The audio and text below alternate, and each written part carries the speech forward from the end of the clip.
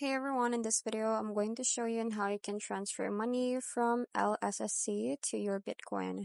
So from here, we have to first copy the wallet address from the Bitcoin. So let's go to your Bitcoin. And then from here, just select the crypto that you're going to receive on your Coinbase. So click on Bitcoin since that's what we're going to use. So from here, you just have to click on this arrow like right here.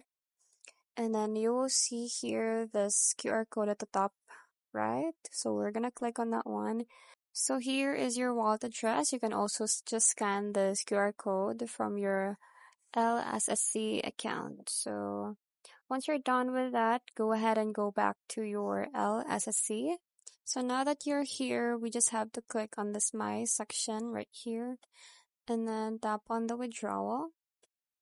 And then from here, just select the BTC and then go ahead and paste and the wallet address that we've copied from the Coinbase. Then you just have to enter the amount and then confirm the transaction. So that's pretty much it. That's very quick and easy. I hope you find this video helpful.